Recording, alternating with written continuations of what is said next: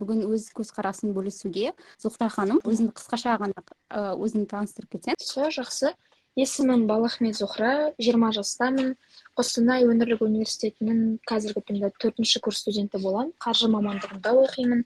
Қазіргі таңда Ахмет ұрпақтарының жаңа президенті болып сайландым. Яғни осы сезонда президент боламын. Жаңа лауазыммен жүректен құттықтаймыз. Рахмет, үлкен рахмет. Зухра, біз бүгін кішігірім қазіргі трендте болып жүрген, барлығы қолданып жүрген ChatGPT туралы болады. Бірінші сұрақ, сен ChatGPT не екенін білесің ба, жалпы қолданасың ба, қандай мақсатта қолдандың? Бұл бағдарлама туралы мен турнирда естідім.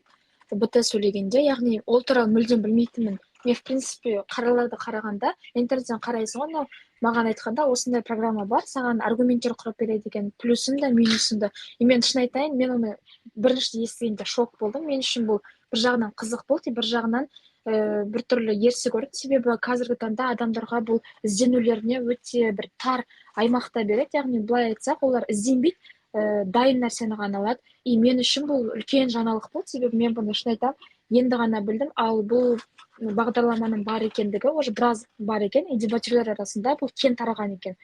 Менің бұған көзқарасым, білмеймін, меніңше бұл қатты жақсы дүние емес, себебі біз дебатта не үшін дебат ойнаймыз? Өзіміздің ойымызды дамыту үшін, өзіміздің ораторлық қасиетімізді дамыту үшін. Ал бұл приложение сен тек қана дайын нәрсені оқисың да айтасың. Сондықтан да маған бұл негативный. Бізде мысалы Инстаграм бар, көбіміз қолданамыз, посттарды жазалау керек, қандай цитата жазу керек. Сосын ChatGPT арқылы көбісі қолданып посттар жариялайды екен. Сенің ойыңша осы процесс дұрыс па? Енді бұл мәселе бойынша, мысалға, бұл бағдарламаға сүйенбей-ақ, меніңше Telegram каналдарды, Instagram желілерін көбірек дамытсақ, бізге ауқымдырақ болатын сияқты. Себебі қазіргі таңда не дегенмен Chrome, Safari сияқты сайттарға адамдар көп кіре бермейді. TikTok болсын, Facebook, Twitter, осындай сияқты аккаунттарға, Instagram желілеріне жастар көбірек кіреді. И ол жерде рекомендациялар дегендей болады. Егер де біз контентімізді более қызықтырақ жеткізсек, меніңше оны оқитын адамдар да көбірек болады, және де оған қызығатын адамдар көбейе бастайды. Мысалға, қазіргі таңда, білмеймін, әрбір жасөспірім баланың өзі күнінде бір 2-3 сағатын әлеуметтік желіне жұмсайды, бұл кем дегенде. Көбісі тіпті жұмыстары соған байланысты болуы мүмкін. Меніңше, жаңағы сен айтып жатқан бағдарламаға емес, тікелей менің ұсынғым келгені бұл Telegram немесе Instagram желілерінде осыны көбірек дамыту керек. Яғни сен білесің бе Айдар деген сияқты осындай посттарды салған кезде адамдарға оқуға да қызық болады, и олардың оқыған сайын жадтарына сақтала береді, и оны әрі қарай өзінің кейстарына немесе өзінің керекті жағдайларына қолдана алады. Меніңше бұл более эффективтірек болатын сияқты. Енді Зухра қараш, бізде осы ChatGPT негізі жасанды интеллект. Осы жасанды интеллекттің басты мақсаты адамның өмірін жеңілдету. Бір уақыт өткізіп, уақыт перспективасын ұтылып, қолымызбен жасайтын едік. Еңбек қажет болды. Бірақ қазір осындай жасанды интеллекттің арқасында біздің шынымен де өмірімізді өте қатты жеңілдеп жатыр. ChatGPT-дің мынандай функциялары бар екен, адам өмірін жеңілдету үшін. Мысалы, шығармашылық бағыттағы оқушылар немесе студенттерге эссе немесе өлеңді, тіпті ноталарды да осы ChatGPT шығарып дайын форматта береді екен. Оларды қолдану қоғамға қандай әсерлері тиюі мүмкін? Мен түсіндім. Яғни қара, бұл бағдарлама сен өзің айтқандай бәрін дайындап, қысқартып, саған толық нұсқасы ол саған дайын белгілі бір дайын өнімді береді. Сен яғни оны тек қана жазып аласың, айтасың, и бүгінгі таңда біздің есте сақтауымыз қалай жүреді? Сен бір рет оқып көшіріп айтқан дүниені сен әрі қарай қолдана алмайсың, себебі ол сен жадында сақталмайды. Ал біз ізденген сайын, сен мысалға біз реферат жазғанда, эссе жазғанда біз бірнеше әдебиеттерді оқимыз. Сондан бір өзектілігін алып, өзіміздің шығармамызды шығарамыз, Осы кезде сен ойлау, яғни ол сен есте сақталуына да жақсы әсерін тигізеді. Ал бұл бағдарламада, яғни мен айтам, маған осындай бір эссе керек, и мен жай ғана оны бізде копировать ставить деген жақсы дүние бар қазір, и осы арқылы мен нұсқамды бере саламын. Яғни ол мен ойымда тіпті қалмайды, мен оқимын ба, оқымаймын ба, қазіргі таңда әлі күнге белгісіз бола береді. Ал егер де бұл бағдарлама болмағанда, мен кем дегенде 2-3 сайтан осы туралы оқитын едім да, өзімді қорытынды жасайтын едім. Яғни бұл менің әлі күнге дейін жадымда қалатын еді. Мен осыны оқыдым, ол сенде жадында сақталған сайын, яғни сен арғы кейстарына да көмектеседі. Зардаптары туралы болсақ, яғни бізде жастар ізденуден қалады. оларда дайын приложение болады. И мектеп кезінде бізде фотоматч деген приложение болды, яғни сен есептерді бұрында формулалармен өзің шығарсаң, қазіргі таңда оны камераға апарасың, и ол саған барлық шығару жолдарын қысқартып береді, жай жауабын шығара салады. И осы арқылы осында фишкаларды біз қолданғанбыз, бірақ шыны керек есеп кезінде өзіміз оны дұрыс шығара алмадық. И осы бағдарламада да меніңше бұл бағдарлама әрине жақсы. Мысалға дебатқа енді келіп жатқан адамдар үшін бір-екі рет көру үшін, ал мысалға сен өзіңнің ниетіңді осыған үйретіп тастасаң, сен ізденуден қаласың, сен тек қана кейсті содан аласың да, сондай белгілі бір шаблонда ғана ойнайтын боласың. Ал меніңше біздің дебат әлемімізде шаблонмен ойнау бұл өте бір қате дүние. Сен дебатта жаңа мәселелерді ашу керексің, жаңа проблематикаларды шешу керексің. Сондықтан да менің ойымша бұл бағдарлама біздің жалпы дебат үшін өте керек емес бағдарлама деп санаймын. Зухра жақсы айттың осы дебат туралы, иә. Осы туралы кішігірім талқылау жүргізсек. Жақында осы халықаралық деңгейде дебат турнирі өткен болады. Турнамент. Осы кезде Ресейден келген бас төрешілер осы ChatGPT-ді қолдану жайлы айтты. Және олар біз сіздерге, яғни пікірсайысшыларға шектеу қоя алмайды екенбіз, өйткені сіздер оған дейін де телефон қолданды ғой, сіздердің ар-намыстарыңызға ғана байланысты іс-әрекет. Яғни осы жерде дебатта уже көреміз ChatGPT-ді қолданып жүргенде және оны қолдануға бір ешқандай ереже немесе шектеу жоқ екендігін көріп жатырмын. Неге мысалы көбісі еліктейді соны қолдануға, неліктен деп ойлайсың?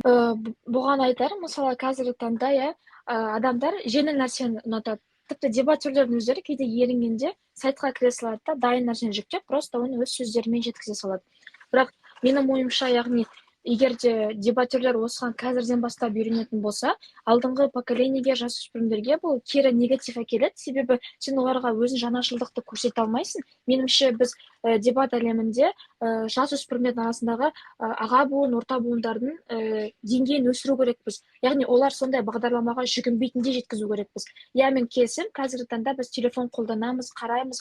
Егер де біз жаңағындай мен айтқанда балаларға деректерді көбірек беретін болсақ, меніңше оларды тренинг кезінде көбейтсек, немесе орталықтарды көбірек дамытсақ, адамдардың интернет желілерінен информация алуға керегі болмай қалады, яғни олар өз білімдеріне ғана сүйенеді. Иә, интернет желісі жақсы, 21 ғасырда бұл тіпті жақсы шығар, бірақ сен өз білімін өзінде болады, яғни ол 24/7 сен соған сүйене аласың. Менің ойымша, бұл приложениялардың дамуы, жасанды интеллекттер дамуы біз адамдардың в принципе алдыға қарай өздерінің мышленияларын дамытуларына кедергі келтіретін сияқты. Меніңше дебатерлер біз керісінше осымен күресу керекпіз. Телефонға жүгінбеудің орнына өз ойымызға сену керекпіз, және де өзіміздің білімімізге.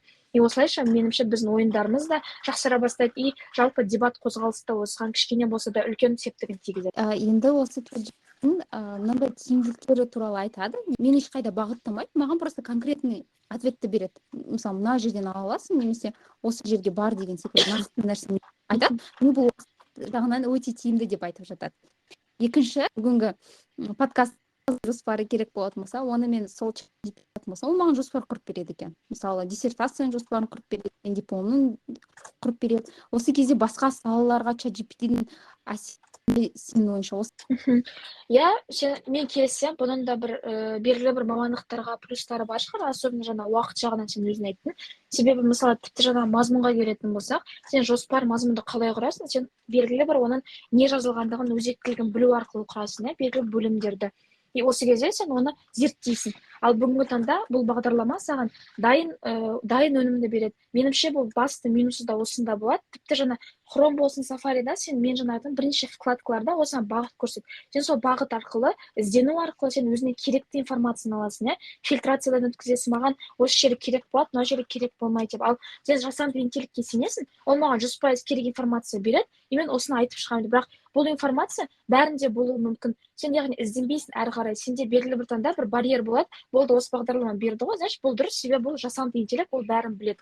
Ал егер де сен әрі қарай ізденетін болсаң, сен одан да жақсы дүние информация шығара аласың, өзіне керекті, сенің бағанды әлдеқайда жоғарырақ көтеретіндей. И меніңше қазіргі таңда адамдар егер де бұған бәрін сене беретін болса, біз белгілі бір шаблондағы өнімдерді ғана алатын боламыз, яғни информацияның өзін осы бәрінде бірақ информация болады, и осында жаңашылдықтарды ашу меніңше кейінге шегерілетін сияқты. Себебі түсінем, жасанды интеллектпен біз күресе алмаймыз, но егер де біз оған пиарын асыра беретін болсақ, адамдар да оны жоғарырақ сынай бастайды. Егер де біз үшін кезінде интернеттегі ақпараттар өте жоғары деңгейде болатын болса, қазір осы бағдарламаны жоғары қоямыз. Яғни адамдар ізденістен қала бастайды. Сол баяғы кітаптар болсын, журналдар болсын, электронды дүниелер болсын, олар оны ізденбейді, олар уже белгілі бір бағдарламаға ғана байланып болады. Ал егер де біз бірдемеге зависимый болсақ, біз білеміз, бірдемеге тәуелді болу ол қиын. Сен одан кейін әрі қарай қолың байлаулы болады, сен тіпті қарапайым дүниелерді өзің жасай алмайтын деңгейге жете аласың. Себебі адамның миы сондайға қабілетті болып болады. Ол несте әрі қарай движенияларын сондай бағдарламалардан іздей бастайды. Яғни белгілі бір шаблондарды іздейді, сол шаблон маған әрі қарай керек деген секілді. Сондықтан да бұл бағдарламаның басты оның плюс деп жатқан қасиеттері меніңше бұл керісінше бізге қазіргі таңда ең басты минус болып келетін сияқты. Мысалы біз трендте болғанымызды қалаймыз ғой, заман ағымында болғанымызды қалаймыз. Егер жұрттар айфон алып жатса, білмеймін, оның жанындағы айфон алады. Негізі еліктеу осылай жүреді. Тіпті оны білмесе де олар еліктейді, осы ChatGPT қолдануға көбірек тырысады, білмеймін. Өйткені заманмен бірге жүргізіп, сен айтып жатсың, ChatGPT-дің кемшіліктері бар. Бізге осындай өнімді берді, ол өте көп таралып кетті. И осы таралып кеткен үшін ғана қолданып жүрген адамдар бар, мысалы. Осы нәрсені қолданғысы келеді. Солар жайында сен көзқарасың қандай? Иә, мен түсінемін. Біз қазіргі таңда жертва маркетингі деген ұғымдар бар. Мен де өзім солардың қатарындамын. Яғни айфон шықты, сен сол айфонды алу керексің, себебі сен бәрімен бірдей болу керексің. Адамдардың басты проблематикасы олар бәрінде не бар, менде де сол болу керек деген дүниелерді қалайды. Бірақ мен естідім, мысалы бұл программа жайы мен өзім енді естіп келатырмын, әлі қолданып та көрмедім. Маған бір жағынан қызық, бірақ бір жағынан маған біртүрлі көрінді. Себебі мен ойлаймын, мен дебатқа келгенде іздену үшін келдім. Білу үшін, зерттеу үшін, әрі қарай түсіну үшін, сол мәселенің өзектілігін білу үшін. Маған осы кезде мен қиналып мында кейс жазатқанда басым сындырып маған деді, осы бағдарлама бар ғой, жаза салсай, саған аргумент құрап береді ғой деген сөздер келді жанымнан. Қараймын, мен үшін бұл біртүрлі көрінді, білмеймін. Көбісіне сұраймын, бәрі шынымен дейді, осы бағдарламаны қараймыз да, дальше өзіміздің кейсімізге аламыз дейді. Меніңше енді бұл бағдарлама тұр білмеген жандар үшін бұл бір новизна болады, яғни ол оған вау, мынаған да күшті, мен мұнда қиналып дәлелдер іздеп жатсам, ол маған бәрін береді. Бір жаман жері, сенде бар ол бағдарлама, басқасында болады, и сол информация сенде болады, яғни бұл замкнутый круг болады сенде, сен в принципе оны әрі қарай өрбіте алмайсың, и сендерде белгілі бір біз айтамыз ғой, бір тар ойын болады, осындай дүниелерге тап болатын сияқтымыз. Ал мысалға трендте болғысы келетін адамдарға, меніңше біз трендті қалай жасаймыз, адамдар оны пиары көбейген сайын оған бәрі қызыға бастайды. Біз мысалы тіпті жаман дүниелерді көбірек айтқан сайын адамдар оған кіре береді. Меніңше егер де қазіргі таңда біз айтсақ, біз керісінше адамдарға жаңа деректерді беруді трендке алу керекпіз. Осы кезде олар біреуге басқа өз білімін беру үшін асығатта, трендте болу үшін басқаларды осындай белгілі бір жақсы потокқа тартамыз. Меніңше осындай дүниелерді біз жақсы қарқында дамыту керекпіз, чем онлайн интеллекттерге қарағанша. Зухра, жақсы айттың. Негізі қазір бізде ППФ-та әртүрлі стильдер бар ойнау, жалпы дебатта. Сол нәрселерге, қалай айтсақ екен, каждый поколение недовольны болады дейді ғой, новый поколение. Бізде де нәрсе мүмкін болып жатқан шығар. Мүмкін уақыт норма болып кетуі мүмкін, әлде олай емес па? Норма, жалпы норма деген сөзден мен қорқамын, себебі жаңа сен өз айтың, біз фрейм, имбок деп сөйлесеміз, біз үшін бұл тренд болып, біз өзіміздің спичтарымызға бұл сөздерді қосуға тырыстық. Мен осылай сөйлесем, более күшті дебатер ретінде көрінемін, білімі көп сияқты. Бірақ біздің ағайларымыз, менің Нұрислам ағай, Бағлан ағай, Дастан ағай алдында осы кейстарды сұған кезде, осы былай қарайды, бұл сөздерді қолданбай-ақ, сен өз кейсіңді более нақтырақ жеткізе аласың, когда сенде статистика жақсырақ болады, когда сенде дәлелдеме көбірек болады, сенің фреймін үлкен болған жағдайда сен онсыз да жеткізе аласың дейді осы дүниені. Меніңше ол кісілер әлі күнге дейін біздің бұл жаңа дебатты әлі күнге дейін мойындамайды, олар әлі күнге дейін өздерінің дебаттарын ойнайды, и біз осы кісілердің жандарында ойнау арқылы түсінеміз, что нағыз дебаттың қызығы сол жерде екендігін, яғни іздену арқылы сол ескі бір қалай айтсам болады, сол тұрақты дүниені қалдыру арқылы бізге түсіндіреді да, осы нәрсе бізге керек екендігін. Мен мысалға перваштарым маған айтатын шығар, осындай приложение бар, неге біз осы арқылы істемейміз, бірақ менің ойымша мен оларға әлі күнге дейін айта беремін, бұл бағдарлама бізге керек емес, бұл бағдарлама бізге қатты прогресс бермейді, себебі ол сізге шаблонды ғана дүниелерді түсіндіреді. И скорее всего мен әлі күнге дейін мойындамаймын, біз дебаттарды жақсы көреміз ғой, өз позициямызды қалғандығымызды. Сондықтан да меніңше біз қандай поколение болсақ та, бұл бағдарлама в принципе біздің дебат қозғалысымызға өте үлкен бір септігін жақсы жағынан тигізеді деп ойламаймын. Керісінше бір белгілі минустарды көбірек алып келетін сияқты жас балаларға және перваштарға яғни. Осы ChatGPT тақырыбын тақыламас бұрын мен де лақтырып алдым приложениені. Қандай сұрақтар қоюға болады деп примерно ағылшын тілінде бірақ мен сұрақты қойдым. Өйткені ChatGPT-дің бір кемшілігі тілдік тұрғыдан ол именно біздің қазақ тілі өте нашар дамыған. Сол кезде маған шыны керек шаблон стандартный берді. Мысалы жасанды интеллекттің жаңағы медициналық салаға пайдасы туралы, білім беру саласына, финансовый салаға туралы сұрақтарды қойып қарастыруға болады екен. Және сені қоршаған ортаңдағы жасанды интеллекттің болашағы қандай болады, оның потенциалды кемшіліктері қандай деген секілді. Мен осы жерде в принципе түсінгенім уақытыңды ғана үнемдейтін секілді.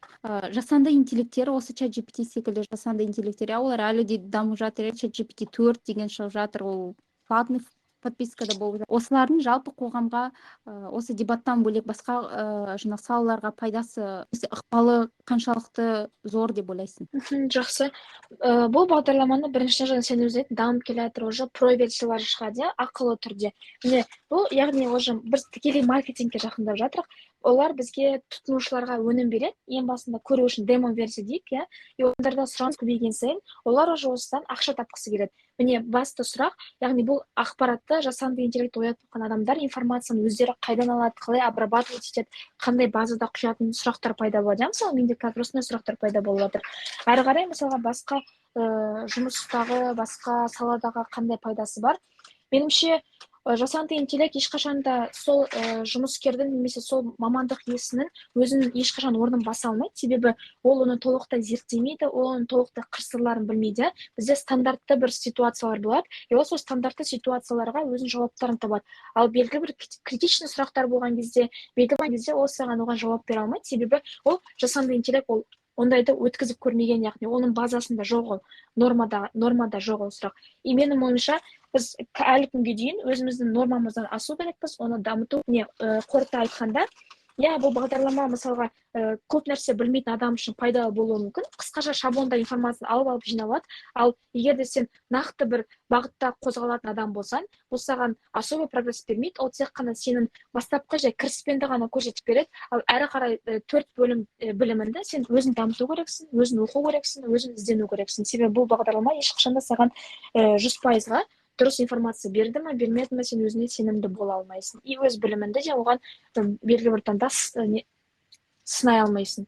Меніңше бұл бағдарламаны әлі күнге дейін кері әсерлері бар, ол туралы әлі күнге дейін айту керек.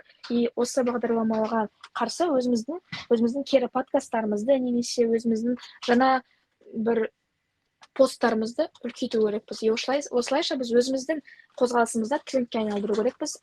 Жасанды интеллектке жай ғана тығыз болған жағдайда ғана сүйенетіндей ғана жағдайға әкелу керекпіз, чтобы олар қатты маркетинг саласына кетпеу үшін. Менің жалпы ойым осы. Бірінші ақпарат бар екен, оны айтып, сен ойыңды білсек, бірінші ақпарат ChatGPT заңсыз немесе бір аморальды сұрақтарға жауап бермейді екен. Мысалы, егер де даулы тақырыптарға жауаптар бермейді екен. Және үшінші соңғысы, ол ChatGPT жеке бір субъективті ойларды қоспайды. Және осыны мен тексеріп көрдім. Мен де ChatGPT саған ответ ретінде жазады екен. Мен осыған жауап бере алмаймын. Немесе менде ондай бір құқықтар жоқ деген секілді бір кішігірім сөйлем жазып, саған оған жауап жазбайды. Бұл ChatGPT-дің басқа жасанды интеллекттерден айырмашылығы немесе жетістігі ретінде санауға болады ма, жоқ па? Бұл тараптан келсем, бұл белгілі бір плюстерін әкеледі. Себебі қазіргі таңда егер де ол бұндай информацияларды шектесе, яғни бұның көретін адамдар да көп. И в принципе сол туралы біз информацияны азырақ беретін болсақ, адамдарда ол аз тарала бастайды, яғни оның белгілі бір жақсы қасиеттер ретінде санасақ болады. Айтқан соңғы поинттарын өте жақсы бір жетістік ретінде санасақ болады. Міне осы бағдарламаларды мысалға алып, біз интернет желілерінен осындай аморальды, дін туралы немесе басқа да ойлар туралы информацияны фильтрациялауды қолға алу керек сияқты. Яғни бұл басқа сол өндіруші адамдарға бір жақсы бір құлақтарына алтын сырға болуы тиіс деп ойлаймын осы бағдарламаның ойлап тапқаны. Сен Зухра енді болашақта ChatGPT-ді қолданбайсың, иә? Именно дебат айтып жатсың. Ал жалпы салаларда қаншалықты қолданғың келеді немесе қолданбайсың осы бойынша? Жақсы. Мысалға, мен басында да айттым, бұл бағдарлама туралы жаңа ғана біле жатырмыз, недавно турнирда. Әрі қолданбаймын да, себебі мен более іздегенде интернеттен немесе басқа бір сайттардан кіріп іздегенді более жақсы көремін, немесе бір информацияны білсем, мен бір сайттан кіріп, осы жерде былай жазылған екен, бізде белгілі бір достоверный сайттар болады ғой, тек қана сол 100% информацияны салатын. Иә, мысалы Қазақстан бойынша Тенгри.kz бар, иә, осындай сияқты информация салғанда сен аласың оған. Яғни оны белгілі бір уже адамдар тексеріп, фильтрация өткізіп салған и саған берген. И меніңше, мен әлі күнге дейінгі өмірімде бұны қолданбаймын, себебі ондай сұрақтар маған әлі келген жоқ. Мен тіпті білмеймін, яғни проблематикаларды өзім шешкенді ұнатамын. Сұрақтар болсын, өзім ізденіп, өзім қарағанды ұнатамын. И басқаларға да бір кеңесім болсын. Өздеріңізге сеніңіздер, өздеріңіз ізденіңіздер. Яғни белгілі бір сұрақ жауабын өзіңіз тапсаңыз, 100%-ға сенімдірек боласыз, и сіз соны қорғаған кезде өзіңізге сенімділігіңіз 2 есе артатын болады. Меніңше, біз өзімізге деген сенімділікті арттыру керекпіз осы кезде, бағдарламаға емес. Осы шақыртуымызды бас тартпай келіскеніңізге рахмет. Аягөз, мені шақырғанына рахмет. Ары қарай сіздің подкастыңызға да жеңістер тілей беремін. Адамдар келе берсін, көре берсін, тыңдай берсін. Осындай дүниелерді біз контакт более көбірек жасағанда, яғни біз өзіміздің де қарым-қатынасымыз жақсара бастайды.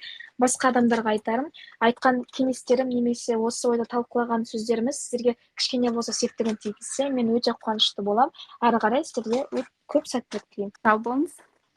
Сау болыңыз.